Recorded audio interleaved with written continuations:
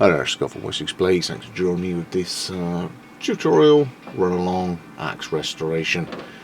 As you can see, it's quite beaten up and the eye hasn't been cleared yet, so that's the first order of the day. The edge itself as yet is not sharp, so I'm not too worried about hanging on to it with my hands as I'm clearing it using about a 10mm drill bit. Just take your time, drill 3 or 4 holes, and then the plan would be to take the next size bit up. As you can see, there's a different drill bit, just to take a few more pieces of wood out, but there's still a few bits wedged in there, so eventually I went to a workshop knife, tap tap, lever, go steady when you're levering the knife and sort of close it on your hand. I then realised it's getting to the point now where if I used a drift, I could use the drift to knock material out. So here we go, let's find a drift, and then using the drill press stand holes I was able to clear the eye, and obviously brass won't be quite so damaging to the inside of the eye. So there it is. It doesn't look too deformed, there's no cracks in it. I thought, oh, I'll use the drill press vice to hang on to it, but the pole was just too mushroomed over, and as soon as I put any work into it, it would rock. So here I use the belt grinder to take the worst of the mushroom off. Use a coarse belt, not too much pressure. Again, I'm hanging on to it, but I'm not too worried about the edge because it's not sharp yet. And then it drives into the drill vice a lot easier. Use the pipe wrench, and now I can finish off the eye inside and just take any burrs or chips out. Use the brass drift, poke an oiled rag through, because once that handle goes in, you won't be able to put anything inside the eye to stop the metal from degrading. So it's oiled through. Now I'm just removing the last bits of sort of mud and tarnish off the outside of some WD, and I actually finally get a look at the head of the axe, and you can see that's either where it was forged or where they've put a high carbon edge in. So here's 2 ways in order to put a new edge on.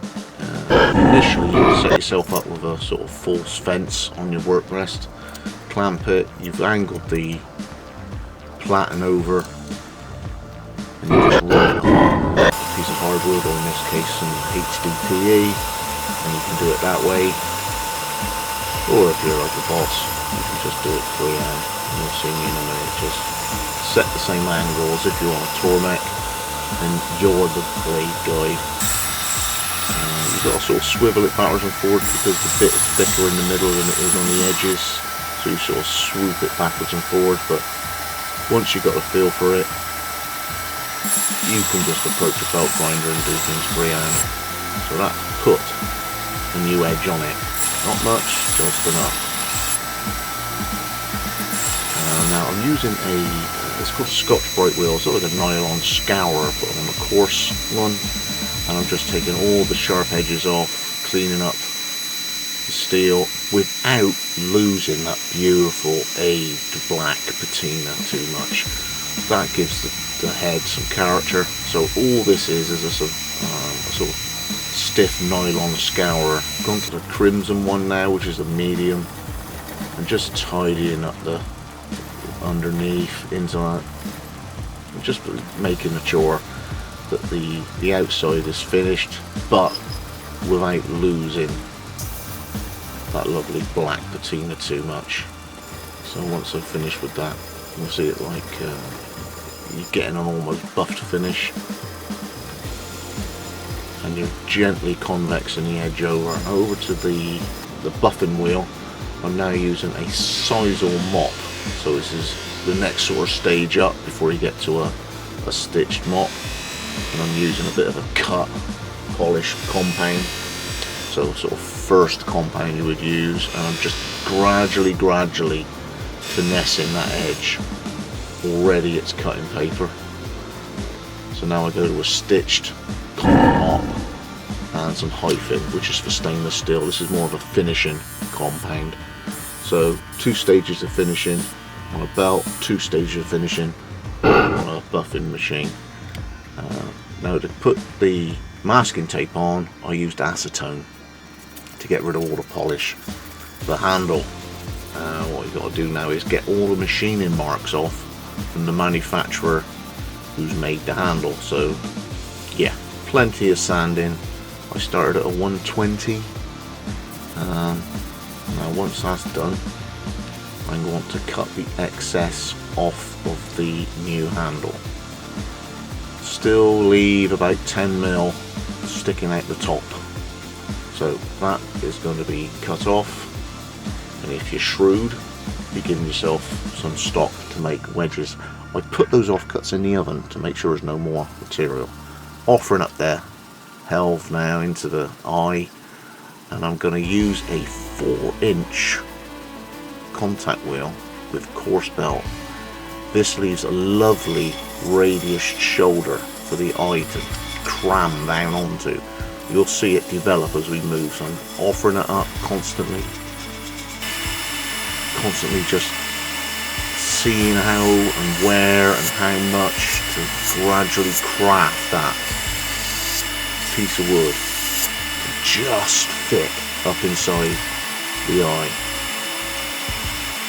A real skill. Now you can use a rasp, you could use a file with coarse sandpaper wrapped round, you could use a knife, you could use the head of the actual axe if you wanted to be really Saxony.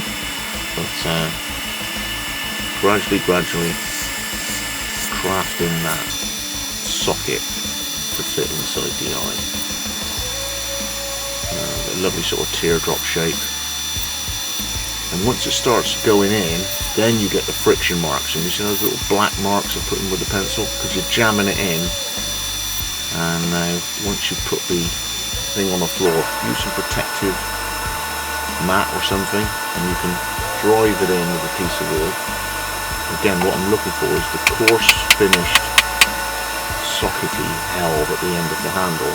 I want to see it get smoothed out inside the eye, and those black marks as it's been driven inside the eye, that's the contact points.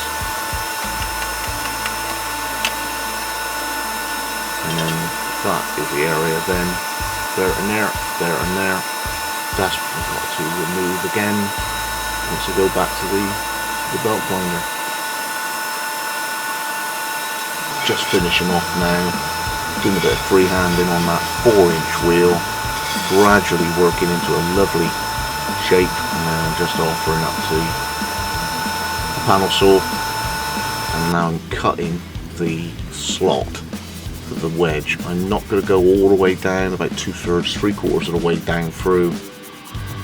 I don't want the split to continue outside of the eye, if that makes sense. I want all of the wedge to be more than inside of the eye. And there it is. I want the split to be in line with the bit as it is, because sometimes it performs. Now back to the oven, I've took the wedges out, and now I'm crafting the wedges into wedges from those 2 bits of stock I had off the top of the handle. You could use a longer piece of wood, craft the end, and then saw off the wedge rather than put your fingers anywhere near the belt grinder as I'm doing here. Or if you want to be a bit safer, melamine board with some sandpaper on, just do it by hand on a bench top, and just gradually craft that into the correct size wedge that you think is going to be giving enough drive, and basically opening up that cut and wedging the piece of wood. Yeah, and you offer it in, and you've got the split that you've cut just right. Tap it down on the floor onto something protective, and you're happy with that, and it's in. Oh nice, it's true. Bang bang bang, your neighbours will love you. Drive it in. Okay. As you can see, I'm more than happy with the fit and the finish. It's virtually perfect. All that machine work I did, driving it in, a little bit of curling of the wood. The split's pretty damn right. Cut's pretty. I'm happy. Pretty down through the middle. Because sometimes over the years, with the hitting on the head, they started to form. So you just want to sort of steer the new handle into sort of alignment, and it's pretty good. He's had a hell of a life, this thing. So anyway, see how far of wedges. Yeah, I've got to taper the wedge down a little bit more.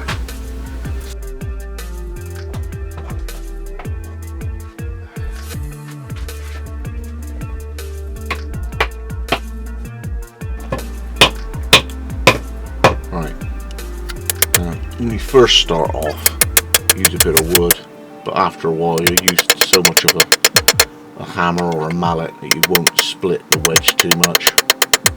I couldn't find my mallet, but I'm pretty good at using a claw hammer so you don't split the wedge. It's a good fit. I drilled a hole through the handle at the bottom and just counterbored it, so my buddy at work can put yeah, it does cut leather. So we can put a string on it to hang it up, but there was no way my mate at work was getting a sharpened axe like that without an axe mask. Axe mask or the axe sheath, there's different names for them, but just offer up the head, draw a 10mm border round, and then stitch it up with a strap and a popper. And it does do so much for the axe. It's covered up, it's safe. There's that beautiful mirror cutting edge, and it retained all the character of the forging black effect. Just removed a bit of the mushroom, and oh, yeah, there's the wedge. And nicely finished handle with some boiled linseed oil on it. Thanks for joining me. Hope you enjoyed that.